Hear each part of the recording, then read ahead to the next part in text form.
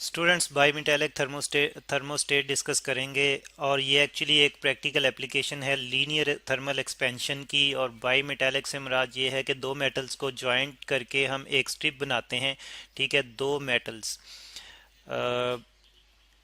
To metals two metals strip. ठीक है, to metals strip. अब ये स्ट्रिप जो है वो किस तरह से काम करती है और दो मेटल्स को हम क्यों ज्वाइन करते हैं, तो ये हम यहाँ पे डिस्कस करेंगे और उसकी जो है वो वर्किंग जो है वो समझने की कोशिश करेंगे। ठीक है, तो इसके लिए हम ये करते हैं कि पहले तो हम रिप्रेजेंट कर लेते हैं एक बाई मेटालिक थर्मोस्टेट को। तो यहाँ पे आप देख रहे हैं ये एक इस फिगर में जो है वो एक बाई मेटालिक थर्मोस्टेट हमने रिप्रेजेंट किया हुआ है।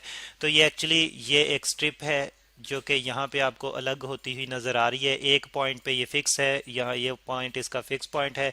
ठीक है, और दूसरा पॉइंट जो है ये कॉन्टैक्ट पॉइंट है।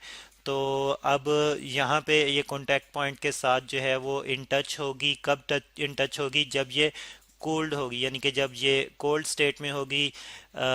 जब हॉट नहीं होगी, ठंडी होगी, तो तब ये कॉन्टैक्ट पॉइंट के साथ इन कॉन्टैक्ट होगी। लेकिन जब ये हीट अप हो जाएगी, गर्म हो जाएगी, तो ये कॉन्टैक्ट जो है खुद से ब्रेक हो जाएगा। अब ये कैसे ब्रेक होता है, यही चीज़ यहाँ पे हम डिस्कस करेंगे। तो स्टूडेंट्स मोस्टली हम आयरन और ब्रास की मेटालिक स्ट्रिप्स जो है वो देखते हैं। बाई मेटालिक स्ट्रिप्स, यहाँ पे अगर मैं बाई मेटालिक स्ट्रिप आयरन और ब्रास की जो है वो इसकी डायग्राम रिप्रेजेंट करूँ, तो ये जो है वो स्ट्रिप एक्चुअली दोनों मेटल जो है आपस में ज्वाइन होंगे और एक कंबाइंड स्ट्रिप जो है बना रहेंगे। ठीक है, तो सपोज के ऊपर वाला जो है हमारे पास स्ट्रिप, ऊपर वाली जो लेयर है ये ब्रास की है और ये नीचे वाली लेयर जो है ये आयरन की है। ठीक है, ये वाली लेयर जो है ये आयरन की है। तो अब होता यह है कि दोनों का linear coefficient of linear expansion जो है वो डिफरेंट होता है। ठीक है, तो अब coefficient of expansion linear coefficient of expansion different होने की वजह से, जिसको हम अल्फा से रिप्रेजेंट करते हैं, क्या होता है, ये यहाँ पे रिप्रेजेंट कर देते हैं कि ये ब्रास है हमारे पास, ब्रास, और ये आयरन है, आयरन। और अगर हम बात करें इनके अल्फ़ा की, तो अल्फ़ा आयरन के लिए जो है वो 12 × 10⁻⁻⁶ पर केल्विन है, पर केल्विन। ठीक है, और फिर अगर ब्रास के लिए देखें हम इसका linear coefficient of linear expansion, तो इसके लिए अल्फ़ा जो है वो 19 × 10⁻⁻⁶ पर केल्विन है। तो इससे हमें फिर नज़र आता है कि ब्रास जो है ये ज़्यादा एक्सपेंड होगी as compare to iron at same temperature. एक ही टेम्परेचर पर ब्रास जो है वो ज़्यादा एक्सपेंड होगी आयरन की निस्बत। ठीक है, यानी कि इनके लेंथ में जो है वो इजाफा होगा, लेकिन ब्रास की लेंथ में उसी टेम्परेचर पर ज़्यादा इजाफा होगा आयरन की निस्बत। उससे क्या होगा, फिर ब्रास जो है एक्सपेंड होने की कोशिश करेगी, लेकिन आयरन जो है उतना एक्सपेंड नहीं हो पा रही जितना ब्रास हो रही है। तो फिर ब्रास जो है ये पुश करेगी आयरन को। तो फिर आयरन जो है ये, यानी कि आयरन जो है ये एक्सपेंड ना होने की वजह से बेंडिंग आ जाएगी। तो ब्रास जो है वो ये आयरन के साथ जो है वो डाउनवर्ड डायरेक्शन में बेंड हो जाएगी। यानी कि अगर हम इसको एक्सपेंडेड फॉर्म में देखें, जैसे कि आप यहाँ पे देख रहे हैं, तो बेंडिंग जो है वो कुछ इस तरह की जो है वो बेंडिंग आ जाएगी। ठीक है, ये इस तरह से जो है बेंडिंग आ जाएगी, जिसकी वजह से फिर क्या होगा कि इनको एक्चुअली हम जो है वो एक कांटेक्ट बनाने के लिए यूज़ करते हैं।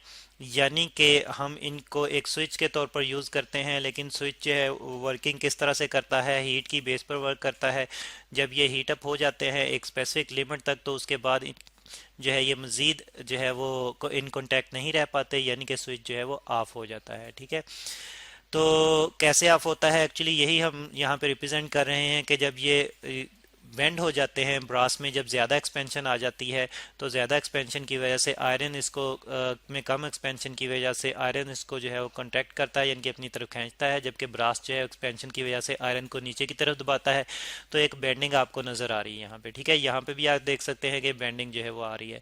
उसकी वजह से क्या होता है, यहाँ पे जो कॉन्टैक्ट है वो ब्रेक हो जाता है। और एक्चुअली ये ये वाला फिक्स पॉइंट जो है ये पावर सप्लाई के साथ कनेक्टेड होता है, यानी कि यहाँ से पावर सप्लाई आ रही होती है।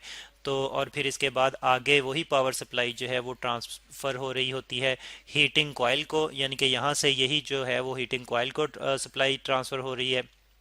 तो हीटिंग कॉइल जो है वो हीटअप हो रही होती है। तो एक स्पेसिफिक लिमिट पर तक हीटअप होने के बाद फिर ये वाले भी हीट अप हो जाते हैं, ये स्ट्रिप भी हीट अप हो जाती है। जब ये स्ट्रिप हीट अप हो जाती है तो इसमें एक्सपेंशन आती है, लेकिन ब्रास में ज़्यादा आती है एक्सपेंशन। ब्रास में ज़्यादा एक्सपेंशन आने की वजह से बेंडिंग आ जाती है, तो कॉन्टैक्ट ब्रेक हो जाता है। तो इस तरह से कॉयल एक स्पेसिफिक लिमिट तक ही हीट अप हो पाती है, और उस लिमिट से ज़्यादा जो है ये वाला कॉन्टैक्ट जो है उसको हीट अप नहीं होने देता। तो यहाँ पे फिर हम एक्चुअली करंट कंट्रोल करते हुए हीटिंग इफेक्ट जो है वो कंट्रोल कर सकते हैं, और लीनियर एक्सपेंशन की बेस पर हम जो है वो स्विचिंग कर लेते हैं।